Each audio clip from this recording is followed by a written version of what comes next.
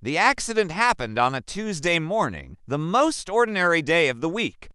I remember that because I almost stayed home. Almost. Traffic was slow. Rain smeared the windshield. Everyone was impatient. Then everything stopped. A car had gone off the road, wrapped around a tree. Steam rose from the hood like breath in cold air. People stood at a distance, unsure what to do. I pulled over. I don't know why. Something told me to. The woman inside the car was already gone. The paramedics didn't rush. They moved carefully, respectfully. That's how I knew. A police officer asked if anyone had seen what happened. I told him no, but I stayed. I watched them cover the body. I watched them remove a purse from the passenger seat. Brown leather, scratched at the corners. Exactly like mine, I felt a strange tightening in my chest. The officer noticed. "You okay, ma'am?" he asked. "Yes," I said too quickly. I went to work late that day. I couldn't focus. I kept thinking about the purse. That evening, the police called. They asked if I could come down to the station to help identify someone. They said. I laughed. "I don't know anyone who was in an accident," I said. There was a pause. "We believe you might," the officer replied. At the station, they showed me the woman's belongings. The purse, my purse. Inside was a wallet, my brand, my style, my initials engraved on the corner. "This was found in the vehicle," the officer said.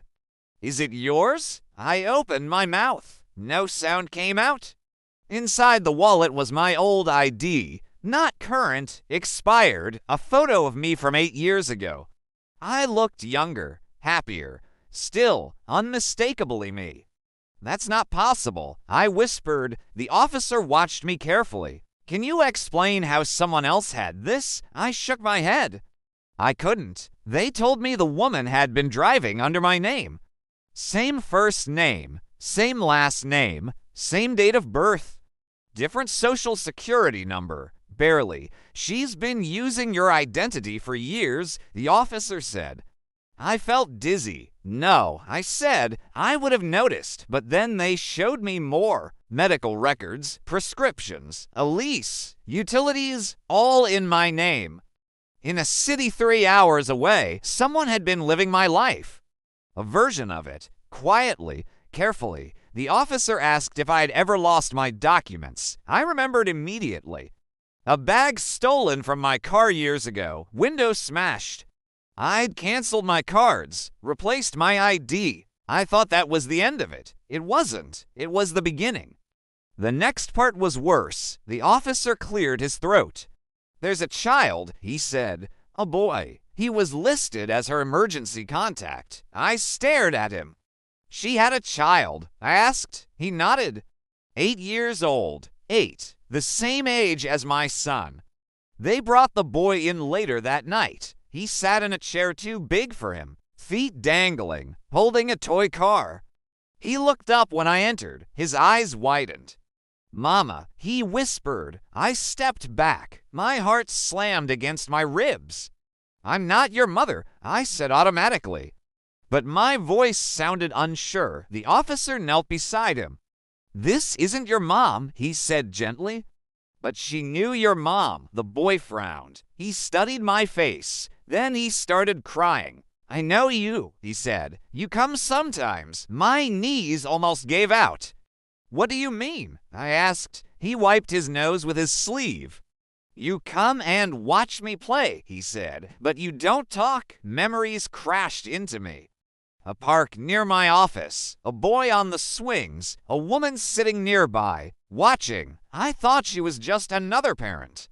She was studying me. I whispered. The officer nodded.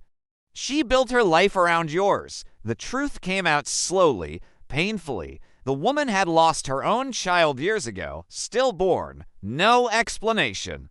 No closure. When she found my stolen ID, she didn't sell it. She used it. She moved near me, watched me, copied me, my routines, my mannerisms, my life. She wanted what you had, the officer said quietly. a family. The boy wasn't biologically mine, but she raised him as if he were. She loved him in her broken way. Child services took him that night. He reached for me as they led him away. I didn't know what to do. I stood there, frozen. At home, I held my son while he slept. I cried silently, thinking about another woman holding another child, pretending, believing. The investigation ended quickly. The woman was declared dead. Case closed. No charges, no answers. But my life didn't go back to normal. I changed my routines, my hair, my commute. I stopped going to the park. Sometimes I wonder how long she'd been planning the accident. If it was an accident at all. Months later, I received a letter. No return address. Inside was a photo, the boy smiling. On the back, 3 words, "Thank you for existing." I keep the photo hidden. I don't know why. Maybe because part of me understands. This is Nightline, and sometimes the most terrifying thing isn't being watched. It's realizing someone wanted your life so badly they were willing to disappear into it.